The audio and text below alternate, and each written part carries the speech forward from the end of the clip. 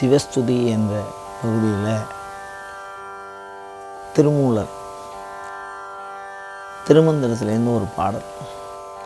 அவனை ஒழிய அமரரும் இல்லை, அவனன்றி செய்யும் அருந்தவும் இல்லை, அவனன்றி மூவரால் ஆவதொன்றில்லை, அவனன்றி ஊர் புகுமார் அறியேனே.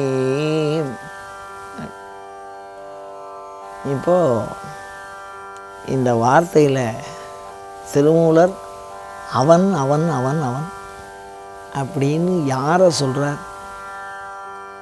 ஒரு அதாவது அருவிகுதி அப்படிங்கிறது தமிழில் ஒரு மரியாதை,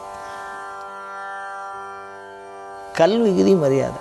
காந்தியடிகள் பெரியவா பேரை சொல்லும்போது பெரியவாள் அப்படின்பா, ஒரு அல்விகுதி சேர்க்கிறது, இல்லைன்னா அருவிகுதி. அவர் வருகிறார். இங்கே சிவபெருமானை சொல்லுகிறார், சாட்சாத் சிவபெருமானை. அப்படி சொல்லுகிற போது அவனை ஒழிய அமரரும் இல்லைன்னு சிவபெருமான அவன் அப்படிங்கிற வார்த்தையினாலே சொல்லுகிறார். மாணிக்கவாசகர் சொல்ல, அவன் அருளாலே அவன் தாழ் வணங்கி. அபிராமி பற்றி சொல்லும்போது அவளே அவர் தமக்கு அன்னையும் ஆயினல் அப்படிம்பார். இந்த அவன் அவள் அப்படிங்கிற வார்த்தையை பயன்படுத்தியிருக்கா. என்ன சிறப்பு அப்படின்னா, ஆகமத்தில் சோமாஸ்கந்தர்னு ஒரு சாமி எல்லா சிவன் கோயிலையும் இருக்கும். இந்த சோமாஸ்கந்தர் இல்லாத உற்சவம் பண்ண முடியாது. சிவனுடைய உலா திருமேனியாக இருக்கக்கூடிய, உலா திருமேனின்னா ஒரு இடத்துல இன்னொரு இடத்துக்கு போகிறது, பஞ்சலோகத்தில் இருக்கும் அது. அப்படி இந்த உலா திருமேனியாக இருக்கக்கூடிய சுவாமி சிவனுக்கு பதிலாக அப்படி என்ன இருக்கும் அப்படின்னா சோமாஸ்கந்தகா அப்படின்னு அந்த சாமிக்கு பேர்.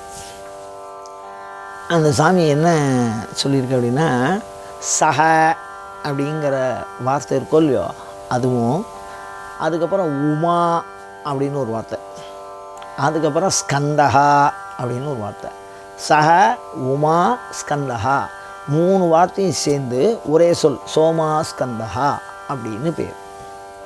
இந்த சோமாஸ்கந்தகாங்கிற சாமி எப்படி இருக்கும் அப்படின்னா, ஒரு கையில் மான், அழகாக சொல்லுவார் மாணிக்கவாசகர், மான் இடன், இடக்கரத்திலே மானையும் வலக்கரத்திலே மழுவையும் தாங்குகிறவன் சிவபெருமான், மானிடன் அப்படிம்பார். மானிடன்னு மனுஷன் அப்படின்னு ஒரு அர்த்தம். மான் இடன், இடக்கரத்திலே மானை பெற்றவன். ஒரு கையில் மானு, ஒரு இடத்துல மழு. ஒரு கை அபயம், அபயம்னா இப்படி கையை இப்படி காட்டுறது, அதையே கீழ் நோக்கி காட்டுகிற பொழுது வரதும். அபயவரத முத்திரையை தாங்கி சிவபெருமான் ஜடாபாரத்தோடு இருப்பார், நல்ல கட்டப்பட்ட கட்டைச்சடையோடு. அது பக்கத்தில் உமையம்மை 2 கரங்கள் கொண்டவராக, கையில் எந்த விதமான ஆயுதமும் இல்லாமல் கடகமுத்திரான்னு சொல்லுவாள். கடகம்னா நண்டு, இந்த இப்படி கையை இப்படி வச்சுருவோம். அந்த மாதிரி ஒரு முத்திரையோடு ஒரு அம்மையார் உட்காந்துருப்பாள். அந்த அம்மையாருக்கு பேர் உமான்னு பேர். நடுப்புற பார்த்திங்கன்னா ஸ்கந்தர் அப்படின்னு ஒரு சாமி இருக்கும், சின்னதாக இருக்கும். அது வந்து மகிழ்ச்சியில் இருக்க மாதிரி இருக்கும், ஒரு குழந்தையினுடைய அங்க அமைப்பு இருக்கும். இந்த சாமியை சேர்த்து தான் சோமாஸ்கந்தர்னு பேர். இந்த சோமாஸ்கந்தருங்கிற வார்த்தை இருக்கோ இல்லையோ, அந்த சோமாஸ்கந்தரை தான் இங்கே அவன் அப்படிங்கிற வார்த்தையால் சொல்கிறார் திருமூலர். ஏன் அப்படின்னா, அவர் தான் என்னை நன்றாக செய்தனன் தன்னை நன்றாக தமிழ் செய்யுமாறேன்னார்.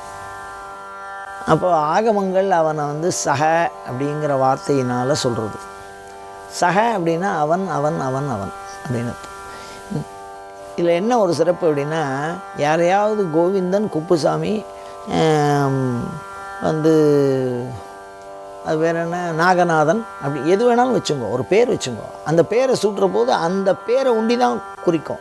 ஆனால் அவன் அவன் அவன்னு சொன்னால் நீங்கள் யாரை காட்டுறீங்களோ அவளையெல்லாம் குறிக்கும். அப்போ அந்த ஒரு எல்லா ஒரே சொல்லுக்குள் அனைத்து பொருள்களையும் வேறுபட்ட தன்மைகளையும் காண்பிக்க நினைக்கிற ஆகமம் சிவனுக்கு அவன் என்று பெயர் சூட்டியது. அந்த உமாஸ்கந்தகா சோமாஸ்கந்தகா, அந்த சோமாஸ்கந்தரை தான் இந்த இடத்துல சொல்கிறார். என்ன சொல்கிறார்? அவனை ஒழிய அமரரும் இல்லை அப்படின்னு சொல்கிற பொழுது அந்த சோமாஸ்கந்தரை தான் சொல்கிறார். இந்த சக அப்படிங்கிற பதத்தினால அவன் அப்படிங்கிற. இப்போது இது ஆகமத்தில் சொல்லியிருக்கா. அதுக்கு சகங்கிறதுக்கு அவன் அர்த்தம். தமிழில் சொல்கிற வழக்கம் புள்ளக்குட்டிக்காரன்னு பேர். காரன் அப்படின்னா ஆண், புள்ள அப்படின்னா ஸ்கந்தரை குறிக்கும், குட்டி அப்படின்னா பக்கத்தில் பெண்ணை குறிக்கும். புள்ளக்குட்டிக்காரன் மனைவியோடும் குழந்தையோடும் கூடிய குடும்பஸ்தன் அர்த்தம். இந்த சாமிக்கு பேர் தமிழில். அது அவ்வளோ அழகாக சொல்லியிருக்கா. இப்போ இந்த அவன் அந்த காரன்னு வரும், அது மாதிரி இங்கே அவன் அப்படின்னு வந்திருக்கு. அது சிவபெருமானைத்தான் குறிக்கிறது. இது ஆகமத்தினுடைய நோக்கில் சகங்கிற சப்தத்துக்கு அவன் அர்த்தம். சோமாஸ்கந்தகா அப்படிங்கிற விக்கிரகத்தை தான் இவர் அவன்னு சொல்கிறார். அது சிவனுக்கு பிரதிநிதியாக வழிபாடு செய்யக்கூடிய ஒரு உலா திருமேனி, அவரை தான் சொல்கிறார் அப்படிங்கிற நமக்கு புரியுது. அதே வேதத்தில் சஹ வை ரசஹா அப்படின்னு சொல்கிறார். அப்போ சஹ வை ரசஹா, அவன் உணர்வாக இருக்கிறான், ஆன்ம அனுபவமாக இருக்கிறான், இறைவன் அனுபவமாக இருக்கிறான் அப்படின்னு வேதம் சொல்கிறது. அப்போ வேதமும் என்ன சொல்கிறது அப்படின்னா அவன்கிற வார்த்தையை பயன்படுத்துறது. வேதமும் அவன்கிற வார்த்தையை பயன்படுத்துறது, ஆகமும் அவன்கிற வார்த்தையை பயன்படுத்துகிறார். இது ரெண்டுத்தையும் இணைத்து பேசுகிறார் திருமூலர். அவனை ஒழிய அமரரும் இல்லை. சிவபெருமான் தான் எல்லாருமே. அவனன்றி செய்யும் அருந்தவம் இல்லை. சிவனை குறித்து எல்லாரும் தபஸ் பண்ணலாம். அவனன்றி மூவரால் ஆவதொன்றில்லை. சிவபெருமான் இல்லைன்னா மற்ற மூவர்களுக்கும் வலு இல்லாத போயிடும்.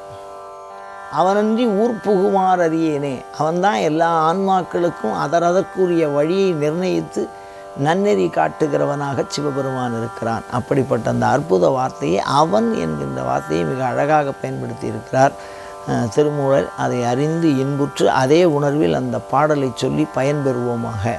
இது போன்ற தொடர்ந்த சிவ சிந்தனைகளை தூண்டுகிற வினாக்களை உங்களிடமிருந்து எப்பொழுதும் எதிர்பார்த்தவனாய் அயம் தர்மஹா உத்தரோத்தராபிவிருத்தி ரஸ்து.